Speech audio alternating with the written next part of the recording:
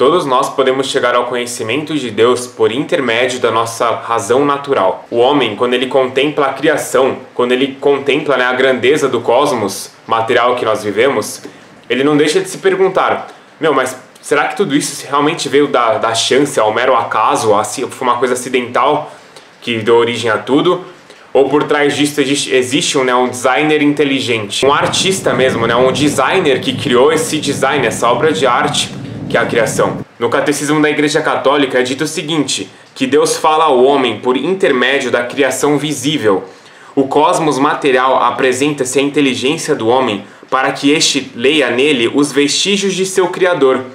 A luz e a noite, o vento e o fogo, a água e a terra, a árvore e os frutos, todos falam de Deus. Simbolizam simultaneamente sua grandeza e proximidade. Então essas perguntas existenciais sobre a nossa origem, sobre, de onde que eu vim, de onde que tudo isso se originou, sabe? Elas são naturais ao ser humano. Se você ver, os próprios filósofos, eles observavam o mundo à sua volta e faziam essas questões existenciais, procurando respostas. Platão já dizia que o princípio de todo conhecimento é o espanto. O espanto no sentido de você olhar para o mundo, para a criação, para as coisas com um olhar, de curiosidade, de interesse, de inocência. De vocês fazendo aquelas perguntas, tipo, por quê? Da onde que veio isso? Da onde que se originou tudo isso? Chegando aquelas perguntas fundamentais, da vida. Perguntas que sempre acompanharam o ser humano, não importa a época em que ele vivesse. Perguntas do tipo, quem sou eu? Da onde que eu vim? Qual que é a minha origem? Deus existe? E é isso que os verdadeiros filósofos eles fizeram, sabe? Eles olhavam para as coisas com um olhar de espanto, de curiosidade. E procuravam resposta para aquelas perguntas fundamentais que os inquietavam. E muitos desses filósofos, utilizando-se apenas de sua razão natural, chegaram à conclusão da existência de Deus, de que Deus realmente existe. Então tem até um versículo bíblico que fala justamente sobre essa questão de como que nós podemos, simplesmente pela essa contemplação, essa reflexão sobre o mundo que nos rodeia, sobre a criação, como que nós podemos encontrar vestígios do nosso Criador nela. Olha o que é dito. Desde que Deus criou o mundo, as suas qualidades invisíveis, isto é, o seu poder eterno e a sua natureza divina, têm sido vistas claramente. Os seres humanos podem ver tudo isso nas coisas que Deus tem feito. E, portanto, eles não têm desculpa nenhuma. Só que aí que tá. Somente pelo uso da nossa razão natural, nós não conseguimos penetrar Deus, todos os mistérios de Deus. Nós não conseguimos, somente pela nossa razão, saber quem Ele é direito. Quem que é esse Deus, Como é seu caráter? O que Ele quer de nós? Por conta dessa incapacidade da mente humana, da razão humana natural, penetrar todos esses mistérios de Deus, se faz necessário um outro tipo de conhecimento que é chamado de revelação divina, que é justamente Deus escolhendo se revelar aos seres humanos. Deus nos mostrando por sua própria iniciativa quem Ele é. Quem é a sua pessoa, qual é o seu caráter. Então olha o que o catecismo fala logo em seguida também. Que mediante a razão natural, o homem pode com certeza conhecer a Deus a partir de suas obras. Que nem a gente estava vendo. Você olha, contempla, reflete sobre o universo, sobre a complexidade da criação, sobre a complexidade das criaturas, do sistema humano, do ser humano, os detalhes, toda a ordem, o design que existe na criação. Você vê que isso aponta para um criador, um designer. Existe, porém, outra ordem de conhecimento que o homem de modo algum pode atingir por suas próprias forças, somente por meio da sua razão natural. A da revelação divina. Por uma decisão totalmente livre, Deus se revela e se doa ao homem. Faz isso revelando o seu mistério, o seu projeto benevolente, que desde toda a eternidade concebeu em Cristo, em favor de todos os homens. Revela plenamente seu projeto enfiando seu Filho bem-amado, nosso Senhor Jesus Cristo e o Espírito Santo. Então Deus ele se revela à humanidade por meio de seu Filho eterno, Jesus Cristo. A palavra eterna, o verbo eterno de Deus, que é o próprio Deus. No princípio era o verbo estava com Deus e o verbo era Deus. Ele estava no princípio com Deus. Todas as coisas foram feitas por ele, e sem ele nada do que foi feito se fez. Nele estava a vida, e a vida era a luz dos homens. E a luz resplandece nas trevas, e as trevas não a compreenderam. E o Verbo se fez carne e habitou entre nós, e nós vimos a sua glória, como a glória do unigênito do Pai, cheio de graça e de verdade. Deus nunca foi visto por alguém. O Filho unigênito que está no seio do Pai, esse o revelou. E essa revelação de Deus à humanidade, ela se deu de uma forma progressiva e culminou, né, o ápice, a plenitude dessa revelação se deu em Jesus Cristo, na pessoa de Jesus Cristo, quando o Verbo se fez carne, quando o próprio Deus se fez carne. Deus foi se revelando progressivamente ao povo de Israel. Deus, primeiramente, escolheu uma nação, né, para ir se revelando, o povo eleito, os israelitas, né? E a partir daí, ele foi se revelando progressivamente por meio dos profetas, por meio dos seus atos, as suas ações. E então, no tempo determinado por Deus, o Filho único do Pai, a palavra eterna, isto é, o Verbo e a imagem substancial do Pai, se encarnou. Sem perder a natureza divina, ele assumiu a natureza humana. Então é isso que eu estava dizendo anteriormente, que Deus ele se revelou à humanidade por meio de Jesus Cristo.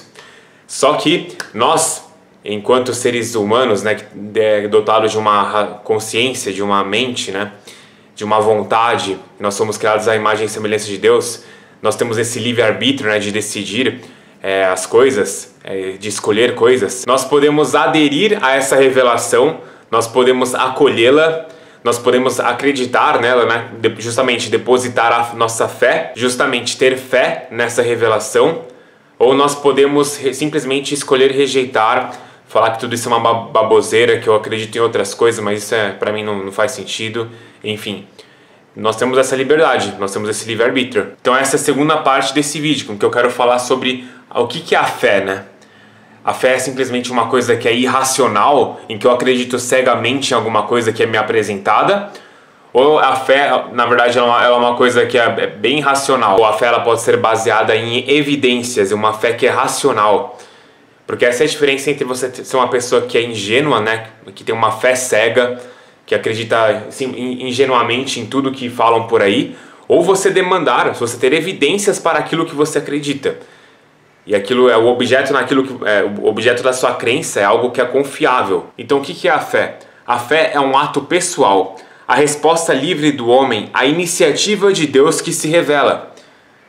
A fé é a resposta do homem a Deus que se revela a ele, se doa, trazendo ao mesmo tempo uma luz superabundante ao homem em busca do sentido último de sua vida. Então no Catecismo da Igreja Católica está escrito, né, que a liberdade da fé. Para que o ato de fé seja humano, o homem deve responder a Deus crendo por livre vontade. Por conseguinte, ninguém deve ser forçado contra a sua vontade a abraçar a fé, pois o ato de fé é por sua natureza voluntário, é uma escolha minha. Deparado, né, apresentado a essas evidências de que Deus existe e que Ele se revelou plenamente em Jesus Cristo, a minha decisão agora, eu tenho uma escolha, eu posso realmente aderir a isso, escolher abraçar essa revelação ou simplesmente rejeitá-la. Então Deus de fato chama os homens para servi-lo em espírito e verdade. Com isso, os homens são obrigados em consciência, mas não forçados. Com efeito, Cristo convidou a fé e a conversão, mas de modo algum coagiu. Deu testemunho da verdade, mas não quis impô-la pela força aos que a ela resistiam. Então, frente a essa revelação de Deus à humanidade, o Catecismo também fala, né, que a resposta adequada a esse convite é a fé.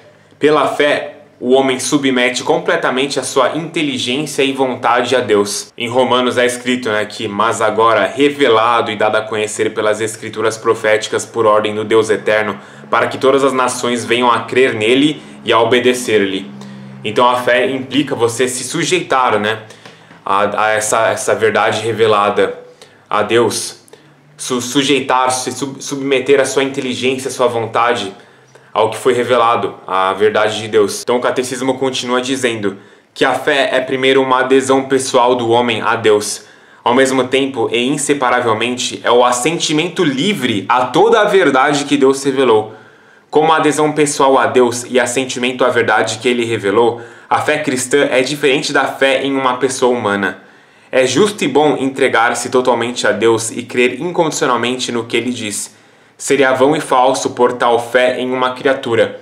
Então, a única pessoa, né, que você pode realmente, deveria, né, entregar-se, submeter totalmente a sua inteligência, a sua vontade, é Deus.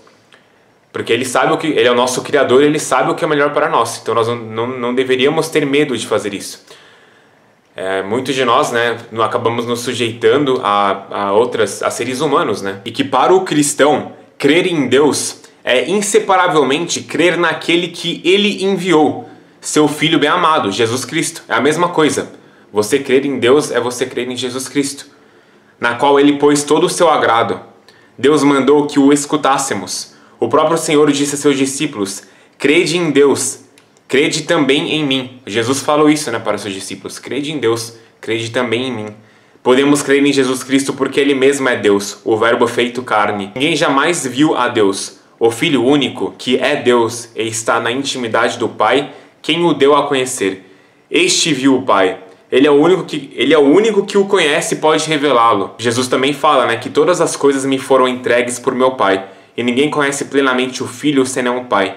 E ninguém conhece plenamente o Pai senão o Filho, e aquele a quem o Filho o quiser revelar. Então, para a nossa salvação é necessário nós crermos em Jesus Cristo, porque Ele é o próprio Deus vindo em nosso resgate. Em alguns versículos que falam sobre isso, né? Quem crer e for batizado será salvo, mas quem não crer será condenado. E aquele que crê no Filho tem a vida eterna, e ele receberá da sua plenitude. Mas aquele que não crê no Filho não receberá da sua plenitude, pois a ira de Deus está sobre ele. E ter fé não necessariamente é uma coisa que é fácil. Em vários momentos a nossa fé é posta à prova. Em momentos em que a gente duvida de Deus, em que a gente duvida que exista algo, sabe? Muito por conta da nossa natureza caída. É que nós nos apegamos a erros, né? A essa dúvida, essa rebelião com que nós temos contra Deus. Mas são justamente nesse momento de deserto, de provação, de dúvidas, que nós somos convidados a buscar mais a Deus, a nos aproximarmos mais dEle, a orarmos mais, né? A rezarmos mais, a lermos as Escrituras, a meditarmos sobre Deus, sobre a sua grandeza, sobre o mundo, né? A nossa origem. Somos convidados a esse olhar mais metafísico e parar um pouco desse apego que nós temos a sempre a realidade material, mais imediatista possível, nunca parando para refletir sobre aspectos metafísicos, né, de transcendência do sagrado, enfim. Então o próprio catecismo fala, né, que a fé, luminosa em virtude daquele que nela crê, é frequentemente vivida na obscuridade. A fé pode ser posta à prova. O mundo em que vivemos parece muitas vezes estar bem longe daquilo que a fé assegura. As experiências do mal e do sofrimento, das injustiças e da morte parecem contradizer a boa nova, o Evangelho. Podem abalar a fé e tornar-se para ela uma tentação. E aí são nesses momentos que eu estava dizendo anteriormente que nós temos que pedir para o Senhor, para Deus, aumentar a nossa fé. Isso é inclusive algo que os próprios apóstolos fizeram. Pediram para Jesus, aumente minha fé. Meu Senhor, aumente minha fé. Eu creio, mas aumente mais a minha fé. Os apóstolos disseram ao Senhor: aumenta a nossa fé. Ele respondeu: se vocês tiverem fé do tamanho de uma semente de mostarda, poderão dizer a esta amoreira: arranque-se e plante-se no mar, e ela lhes obedecerá. E além da oração, outras formas muito importantes para você aumentar a sua fé é justamente você escutando, lendo a palavra de Deus, você comungando Jesus Cristo, você participando dos sacramentos, você se confessar. Então são formas dessa maneira, sabe? Você lendo as Escrituras, lendo os santos padres da igreja, lendo a vida dos santos. Então essas são algumas formas da gente, sabe, persistir na fé e não desistir dessa jornada, não voltar ao espírito do mundo e abandonar tudo, sabe? A verdade é que muitos sinais foram demonstrados de que Deus existe. Só que mesmo assim nós temos essa insistência, essa rebelião de Deus dentro de nós, que a gente se recusa a crer. Cristo já veio a esse mundo e nós mesmo assim recusamos a crer, né? Acreditar em tudo isso. E aí nós chegamos ao ponto da incredulidade culpada. Porque nessa vida, visto que nós temos essa inteligência, né? Que nós podemos, pela luz natural da nossa razão, chegar ao conhecimento de que Deus existe. Se nós mesmo assim continuarmos recusando a crer na existência de Deus, a rejeitar, né, o perdão que Ele oferece, a salvação que Ele nos oferece por Jesus Cristo, nós estamos caindo nessa incredulidade culpada, em que nós estamos, por conta própria, escolhendo ficar separados de Deus. Eu prefiro a mim mesmo do que a Deus. Eu não quero Deus interferindo na minha vida, eu não quero saber de Deus, eu quero escolher a mim mesmo. Eu sou o meu próprio Deus e eu estou nem aí para Deus. E aí você está conscientemente escolhendo a separação eterna de Deus. Porque é ensinado na fé cristã, e nós acreditamos nisso, que nós só temos essa vida aqui. Depois disso não terá reencarnações, não terá outras vidas futuras, múltiplas vidas, reencarnação, enfim. Não, nós temos, nossa alma é imortal, e depois da nossa morte nós teremos um juízo particular que vai ser realizado por Jesus Cristo. Nós compareceremos no tribunal de Cristo, na qual nós seremos julgados por nossas ações, pelos nossos feitos nessa vida. E a principal coisa, uma das principais coisas, é a questão de se você escolheu aceitar a graça de Cristo, a graça de Deus, se você acolheu essa graça, o perdão dos pecados, ou se você escolheu constantemente durante a sua vida inteira rejeitar a Deus, rejeitar tudo que se refere a Deus, sabe? E aí, muitos acham que o inferno, né, é um castigo feito por Deus, mas na verdade é uma autoexclusão que nós realizamos, em que nós escolhemos, né, conscientemente essa separação de Deus. Então já que ele vai simplesmente permitir que você fique separado, sabe? Foi uma escolha sua, uma escolha que nós próprios realizamos, né?